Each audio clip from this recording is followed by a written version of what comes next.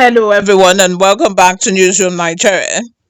Today, diving into a very serious and sensitive issue, one that's shaking conversations both here in Nigeria and internationally. A United States clergyman, Riley Moore, has issued a bold warning to the Nigerian government, saying the US will hold Nigeria responsible if anything happens to Plateau-based clergyman, Reverend Ezekiel Dachomo. Yes, this is big. And today, we're going to break down what happened, why it matters, the deeper questions a lot of Nigerians are asking. Why does it seem like the government is trying to silence people who speak out about Christian persecution? Before we get into it, please hit the like, subscribe, and turn on the notification bell so you don't miss important reports like this. All right, guys, let's delve in. So first, who exactly is Reverend Ezekiel Dachomo?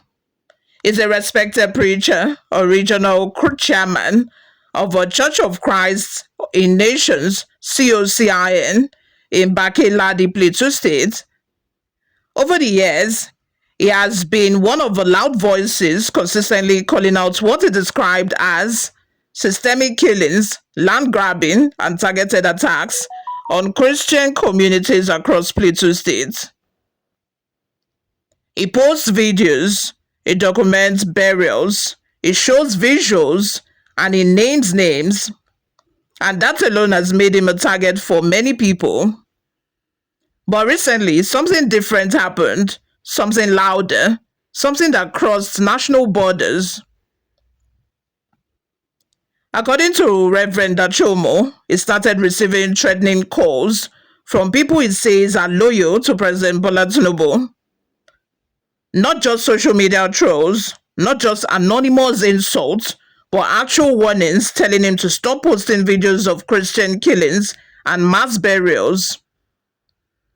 He even claimed that a high-ranking government official called him directly, not rumors, his own words. They are threatening and warning me to stop posting President Bola Tinubu's government, to stop exposing President Bola Tinubu's government over the ongoing killings of Christians by Fulani terrorists. Then things escalated. 24 hours after he posted this revelation, his Facebook page disappeared, not restricted, deleted. He opened a new Instagram page. That one disappeared within 24 hours too. Meta, the parent company on Facebook and Instagram, allegedly told him that his content posed a national security threat.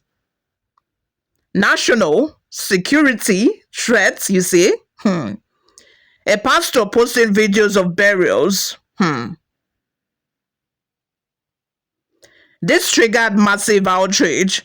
Local activists, human rights groups, and even international voices began speaking up. Many are offering him legal support. But the loudest voice, a U.S. congressman.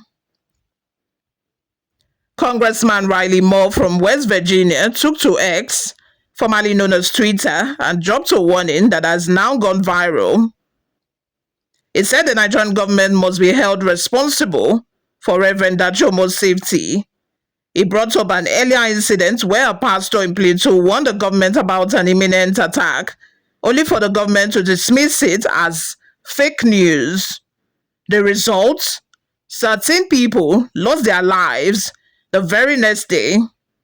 Moore asked the same question millions of Nigerians ask daily. How can you trust a government that doesn't even show up when you ask for help? That's it home. This is not some random activist. This is not a blogger. This is a sitting member of the US Congress and is putting diplomatic pressure on Nigeria publicly. If you're just joining us, don't forget to subscribe. We bring you deep dives into the stories others are afraid to touch. Why is the government shutting down these voices? Now let's get to the big question. The one many people are whispering. Why does it seem like the government is silencing people who speak about Christian persecution? Let's break it down. The government wants to control the narrative. Nigeria is extremely sensitive to international perception, especially with elections, aid, military cooperation, visa bans, and diplomatic relationships at stake. If global organizations start labeling Nigeria as a country that tolerates religious persecution, it becomes a diplomatic disaster. So any video that paints Nigeria in that light becomes a problem. Then we have fear of escalating religious tension. The government often says, we don't want to inflame tensions. But critics argue that suppressing the truth actually inflames tension more. Because when people see burials, when people lose loved ones, when villages are destroyed and the government remains silent, frustration builds. Political protection.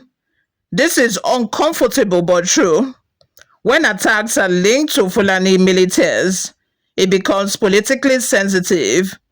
Many top positions in government and security agencies are occupied by people from the same ethnic background. This creates a perception, fair or not, that the government avoids addressing the issue aggressively. Social media censorship partnerships. Big tech companies often cooperate with governments under the label of national security.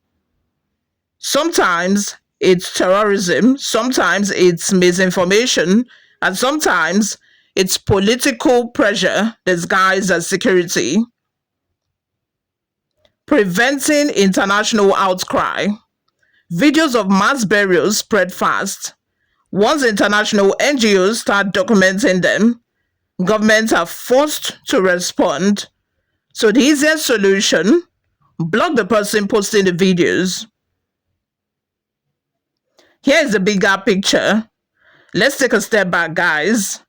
This isn't just about Dachomo. It's not just about one pastor. Christian communities in Plateau, Benue, southern Kaduna, Taraba, and parts of Niger and Nasarawa have been complaining for years. They've been complaining about attacks, land seizures, villages burned, security forces arriving late, perpetrators not arrested, cases not prosecuted. And whenever someone documents these things publicly, they are suddenly accused of incitement or hate speech. This pattern makes people feel like the government is more concerned about silencing the complaints than stopping the killings. And that is where the distrust comes from. What happens next? With a US congressman now involved, the issue is no longer domestic. We may see US State Department statements, diplomatic inquiries, human rights investigations, pressure on Meta, pressure on Abuja, increased visibility for Christian communities in Plateau. But the most important thing is safety. Reverend Dachomo has become a symbolic figure, and symbols are often targeted. That's why this warning from Riley Moore matters.